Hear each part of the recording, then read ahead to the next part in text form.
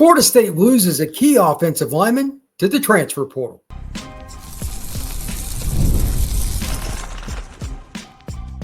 You are Locked On Seminoles, your daily podcast on the Florida State Seminoles. Part of the Locked On Podcast Network, your team every day. Welcome back into Locked On Seminoles. I am your host, Brian Smith, longtime college football writer and recruiting analyst. Thank you for making Locked On Seminoles your first listen each and every day. Today's show is brought to you by our friends over at Monarch Money. Take control of your finances with Monarch Money. Use code LOCKEDONCollege at monarchmoney.com for your first year. All right.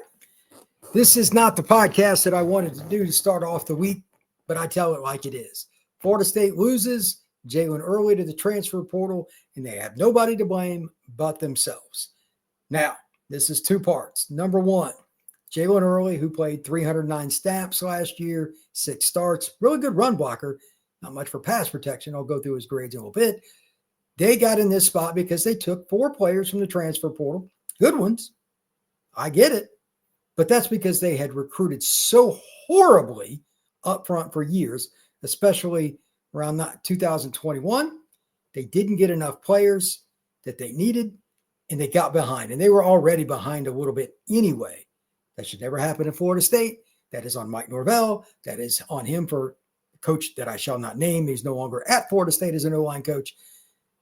Needed to have been fired probably 2 years ago. They kept him around. You do not win with mediocre recruiting. You win with elite recruiting. So they go out and get 4 guys out of the portal that are good. The younger guys that thought they had a chance to start this year get jumped. Jaylen Early is the first one to leave. Will there be more? My guess is yes. Kids do not wait in today's era. This causes 2 problems right off the bat. Number one, you can't do anything about the fact that you needed, at this point, those 4 players. Making that decision back in December, absolutely. I still think they needed another one anyway. And with Jaylen jumping in the portal, 100% they do. And I'll talk about a couple of players in the second segment of tonight's show. But you needed to do better back in the day. So you were never in a position. Like, I love seeing Mike Pettis come into the program. Great football player. And to be clear, all those guys they brought in, Medway, et cetera, they're all good football players. They're going to help Florida State a lot this year. But you're probably going to lose most, if not all of them, after this season, depending on the eligibility works. The NCAA has always got a new rule, so I don't count out anything. But you're not going to have any depth. They're going to have to go back to the portal again. This is an awkward trend. At some point, they're going to have to eat it and go with younger guys that aren't ready again, unless they start hitting on some 5-stars. And right now in the high school ranks, they are not trending for any of those kind of kids. Something I talked about the other day. So this is an awkward spot for Florida State to be in. You don't want to go backwards again to like anything even remotely like the 2024 season. But high school kids are not going to come if you're taking 4+ linemen a year out of the portal. What's the answer? I don't know if there is one. Florida State is in a very awkward circumstance. Norvell put himself in this spot. He either figures it out or eventually he's going to be gone. You cannot lose guys with 6 games of starting experience, 6'4", 300 that are redshirt junior that could have helped you over the next couple of seasons. He was probably the first or second guy off the bench. And the way linemen get hurt, look at Florida State the last 2 years, probably would have played for the Noles. Probably would have ended up starting a game or 2 this year. Depth in the portal, like, again, I'll go over that in a little bit. There are a handful of guys in the portal that are pretty good. Kid from Penn State, etc. But they're similar players. You're just rearranging chairs on the Titanic's deck. I mean, it's one way over here, then it's another over there, but it really equates to the same thing. You would rather have the player that already knows your system, knows the school, knows the locker room, knows the coaching staff. So losing Jaylen Early to me is a big loss. Now, was he a superstar? No, because last year he wasn't that great. But Florida State is just not in a position to lose any offensive linemen, even players that aren't as good as Jaylen Early. And in my opinion, he was going to be a pretty darn good player next year and the year after. He would have been a 2-year starter. That's my guess. Like, if they'd allowed him back, like, again, I know the NCAA eligibility is weird. If he could get a 6-year, if he can't, he would have at least started as a 5th-year senior and probably started every game. Losing him now is something that could be a precursor to what comes up. This is the other part of this that I just want to get out there. Why would somebody like Lucas Simmons or anybody else think that they're going to start? They're probably not. They're probably not. So Florida State may not be out of the woods yet. And officially, just for the record, the transfer portal dates are the 16th through the 25th. Kids can announce they're leaving. That's fine.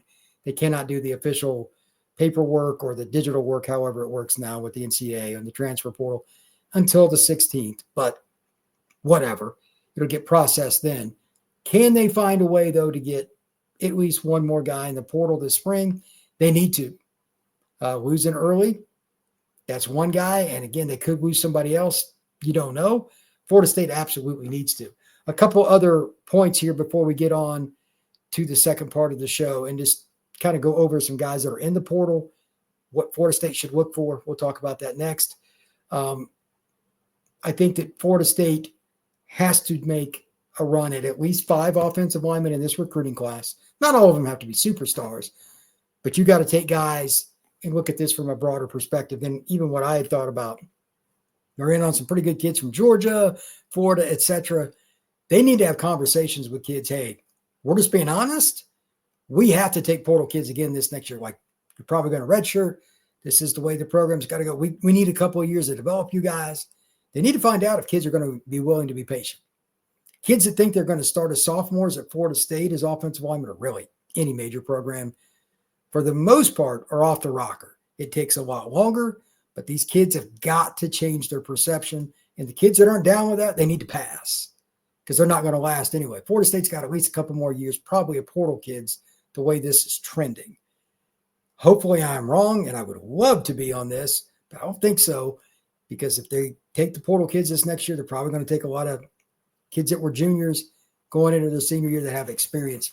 It's just kind of a never-ending scene, but you have to take some kids that are willing to wait until their sophomore, junior year to play, probably junior year.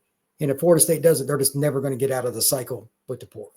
So with that, when we come back, I'm going to talk about a few guys that are in the portal that are pretty good, that have some experience. There's a kid from Penn State I like, etc.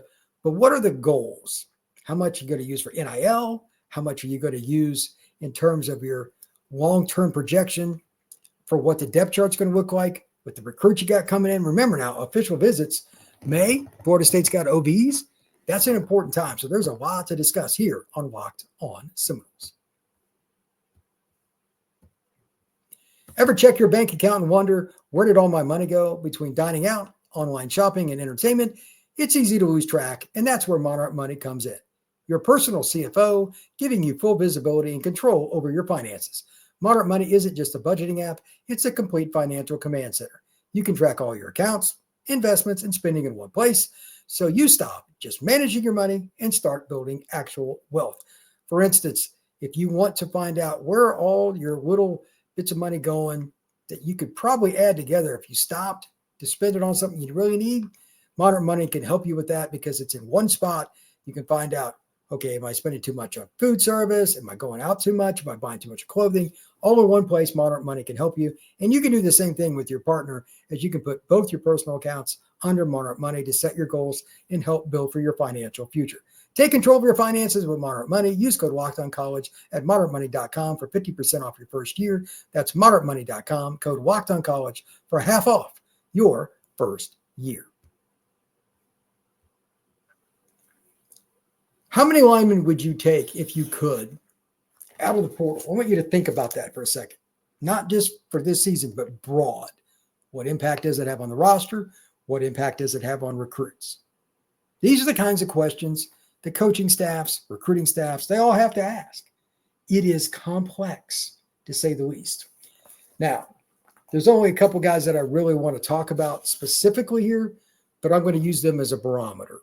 Jaylen Early had started 6 games for the Noles, and again, he had 309 snaps for the Florida State Seminoles in 2024. Experienced player. Had 2 years of eligibility. Perfect situation for the Noles, but Jaylen looks at it differently. So let me give you an example of a guy that kind of flew under the radar in recruiting, but had a pretty good year as a freshman, at least for freshman standards. Went to Eastern Kentucky. Only played 1 year. Massive. Tyrell Green, 6'5", 330 pounds. So obviously size will not be any kind of a disqualifier. Played 635 snaps last year. So obviously he's got some durability. 10 starts, all at right guard. Grades aren't that great. And again, he's at Eastern Kentucky. The players usually take a jump from freshman to sophomore year. Pick whatever position, but O-line in particular, it's usually a much different deal at the collegiate level compared to high school. Offensive grade for Pro Football Focus, 53.1. Pass protection, 68.5. Run blocking, 53.7. It's a little bit unusual that pass protection is better than run blocking, but that's what he's got. Here's the thing. I will bet you my bottom dollar that his inbox is full. Size, starting experience, and he's a guy that has 10 games of starting experience, not like 1 or 2. As a freshman, people are going to look at that as a barometer for what's to come. He's got upside. And, I guess I should throw this in. There just aren't any good linemen in the portal in the spring. Unless you induce somebody to get out of there. That's why these coaches do. Look, it's a circumstance where I don't know where this kid's going to go. I don't know him from Adam. But if you're 330 pounds and you've got 10 starts in the year before, FCS or FBS, your inbox is going to be full. He's going to have options. Should Florida State at least make a phone call? They better. Everybody should. You have to take linemen that are next up. Having 5 or 6 good linemen is not even in the stratosphere worth where you need to be if you're Florida State. You need to be at 8 to 10 minimum, because guys get hurt and guys leave. Florida State found that out in 2024. So with that in mind, I asked the same question again to Florida State fans. What is your thought on taking him, or maybe even 2 linemen, why not, out of the transfer portal when you also consider, does it impact other players on your roster that are underclassmen? That's important. And it also could potentially, depending on the player, impact recruits for the class of 26. They got a whole bunch of offensive linemen coming in for business. They got some pretty good players. But if they think you're bringing in just transfer portal guys, how does that do it? What does Gus Malzahn sell for his offense? What does Herb Hand sell as an offensive line? How do you sell that? It's not as easy as it sounds. I know a lot of people look at it from a traditional standpoint. Well, you got to earn it. 17-year-olds don't look at it like adults do at all, especially in the NIL era. They want to get somewhere and start as quickly as they can to try to ensure that before they get hurt, they get a big check, period. That is the game. You can like that. You can hate that. That is the game. So to look at it overall, I think Florida State's in a tough spot. But me, I would take at least 1 more lineman, and I would take a second if it's an underclassman that's willing to wait. Like, again, I would have a thorough conversation with him in regards to, hey, we're bringing you in. You're not going to start this year. You got a chance to develop, be on the second team if you earn it. If not, that's just too bad. We have to start building depth and have some consistency from class to class. He could fill in like a kid that's going to be a sophomore or junior. That's how I would look at it. They need some guys that have some continuity because, again, Florida State might lose all the guys they just brought in. Losing 4 starters is rough. So if they bring those guys in and do great, that's awesome. But if they lose them, you're right back in that same boat in December needing portal guys. It would be nice to get somebody now that is willing to go through this next season. Maybe he plays a little bit, knows the system, gets to know Coach Hand. That would be ideal. At least one of those, and I would like another guy that's at least going to push the pile to play, if not start. That's just me. So to kind of continue on with the theme of the offensive lineman, I got one other kid, and this is a big boy. He's a kid that has some experience as a starter at Penn State, but he got beat out this past season, and sometimes that just happens. In 2023, J.B. Nelson played 416 snaps at Penn State. He's 6'5", 320 pounds. He's a massive kid. He had 8 starts. But then this past year, their line, they did some shifting around, found a different lineup, and he loses his job.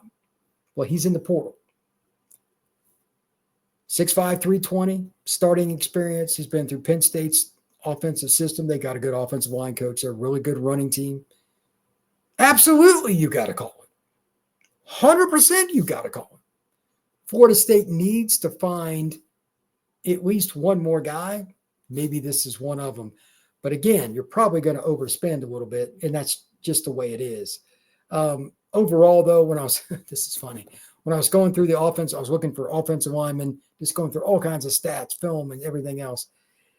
We're not there yet for a whole bunch of names to be in, but I am a little bit on the worried side here. The Xavier Hill kid has committed to Dion to go to Colorado. He's by far the best offensive lineman in the portal. Will there be a guy that Florida State would want that can compete for a starting spot? I don't know, because I don't know if they'd want to spend it. But there may not be somebody of that level besides Hill that gets in the portal. I guess you could count the Nelson kid I just talked about at Penn State, but that's iffy at best. I'm not sure that Florida State wants to spend the money, though. That's the other thing, because they have other needs. So with that, when we come back, I'm going to talk about a couple more players in the portal.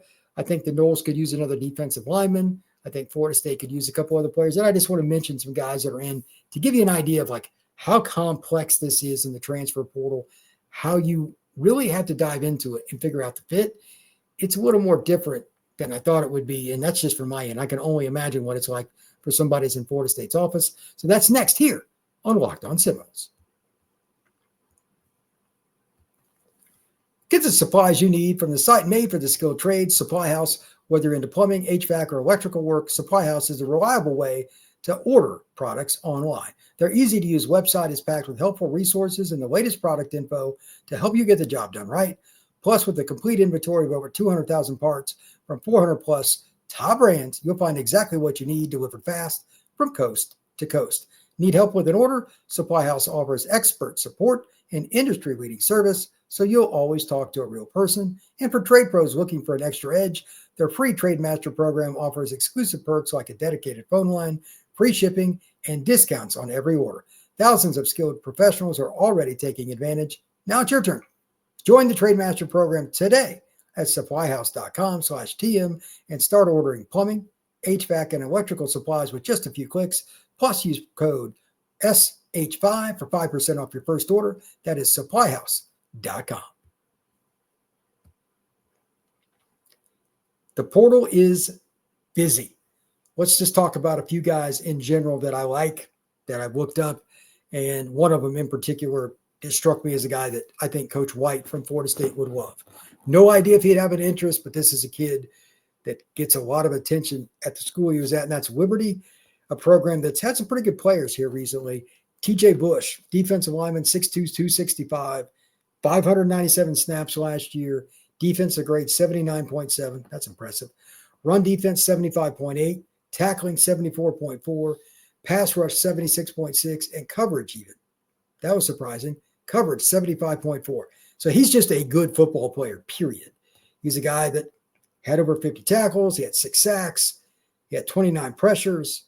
He had 4 hits on the quarterback, 19 hurries.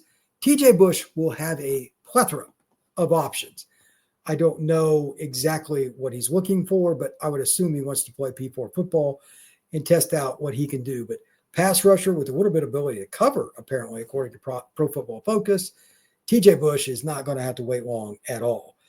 Now, here's a guy, speaking of defensive linemen, from my old neck of the woods. He's from Indianapolis. He went to Cathedral High School, tradition-rich program in Indy, goes to Kentucky. Doesn't play much over 2 games, but this past year in 7 games, 53 snaps, 5 tackles. But there aren't many 6'5", 275-pound defensive linemen in the portal either. And he was in the SEC. Name is Kendrick Gilbert. He was pretty highly recruited. LSU even hosted him for an official visit before he signed with the University of Kentucky. This is a player that somebody's going to take a chance on.